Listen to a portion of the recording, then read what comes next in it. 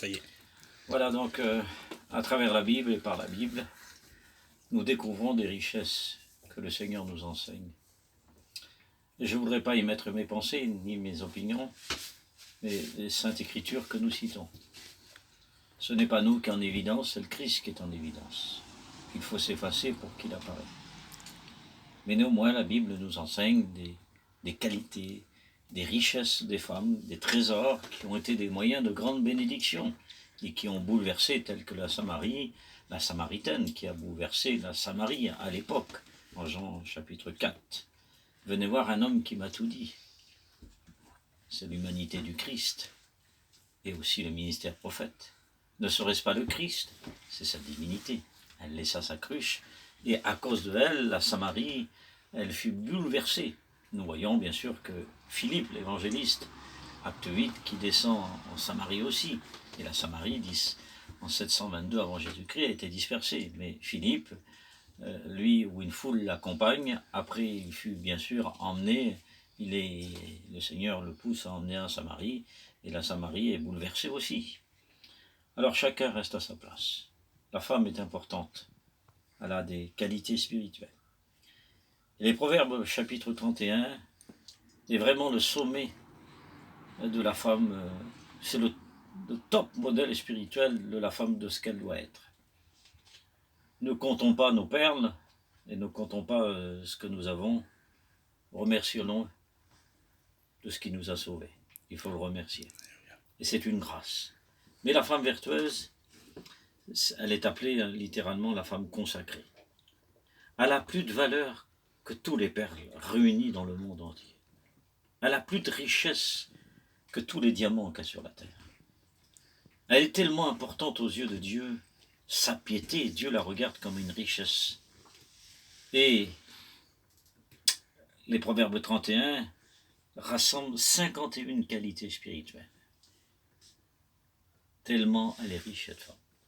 Mais il n'y a pas de richesse du ciel sans Dieu, sans le Christ, par l'Esprit. Car aucune femme ne peut apporter de sa propre volonté s'il n'y a pas le Christ qu'à travers elle, ou le Seigneur. Et c'est par grâce que Dieu nous fait. Dieu a choisi. Et Dieu a voulu nous instruire par Proverbe 31. Voici les qualités que nous retrouvons requises dans la parole. Elle est plus précieuse que l'or et que tous les diamants. Mais il dit ceci, que sa lampe ne s'éteint pas pendant la nuit. Ah oui, elle est remplie d'huile. C'est une femme qui est remplie de sagesse. Elle est, par sa maison, par son baptiste, elle est forte dans sa sagesse. C'est une femme intelligente. Les proverbes rappellent qu'elle est un don de Dieu. Mais il dit qu'elle ne gaspille pas les biens de son mari. Elle ne parle jamais mal de lui. Elle n'élève pas la voix.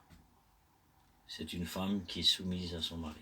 Et lorsqu'elle rentre aux portes des anciens, elle est respectée, le mari est respecté de tous lorsque lui rentre aux portes vers les anciens, à cause de sa femme qui est soumise à son mari. Et une femme, si elle a compris qu'elle est soumise à son mari, alors Éphésiens 5, 25, c'est parce qu'elle a compris que l'Église est soumise à Christ. La femme, c'est le corps du mari, et le mari est la tête. Mais c'est pas parce que c'est une femme qu'il faut l'écraser ou elle est inférieure. C'est vrai qu'elle a la gloire de l'homme et que l'homme a la gloire du Christ et que Christ a la gloire de Dieu. Et tout se synchronise. Mais si la femme veut prendre la place de l'homme, c'est qu'elle n'a pas compris la parole et elle ne fait pas la volonté de Dieu. La soumission ne veut pas dire être esclave. L'humilité ne veut pas dire être blâmé. Aimer, c'est pas une extrême de destruction où se sont jugés. Aimer, c'est le bien de Dieu qu'il a mis en nous. Et c'est le servir. Une femme qui a compris à servir le Christ, elle a toutes les joies à servir. Servir Christ. En fait, il y a 3 sortes de femmes que je vais conclure et que Dieu vous bénisse. Il y a celle qui est contre son mari et qui le combat. Elle est l'ennemi de Dieu. et jamais celle-ci ne réussira, parce que la femme méchante, Proverbe 14, le ciel est fermé pour elle. Mais il y a la deuxième femme, celle qui est au milieu. Elle n'est pas pour, elle n'est pas contre. Fais ce que tu veux. Elle ne participe pas au bénéfice du service de son cantique, du témoignage ou du ministère de son mari. Celle-ci, c'est la femme de Moïse qui n'a pas vu les 10 plaies d'Égypte et qui n'a pas vu la mer ouverte. Elle reste avec Jéthro, son père. Il faut savoir renoncer et servir pour Christ. Le service est plus riche que ce que tu as au cou, et plus grand que ce que tu as sur ta table. C'est le plus grand confort au monde, c'est servir le Christ dans la grâce et par amour. Celui qui sert le Seigneur, sans comprendre, il aura sa récompense au ciel, sans sonner de la trompette. La dernière femme que je citerai, c'est celle qui est pour son mari. Celle qui est pour son mari sera pour Christ. Elle sera comblée de bénédictions. Cette femme-là, elle sera comme une table, comme une vigne autour de la table. Ses enfants seront des arbres d'olivier d'onction chez elle. Elle sera une maison forte, et Proverbe 14, la femme sage bâtit sa maison. Que Dieu vous bénisse. Amen.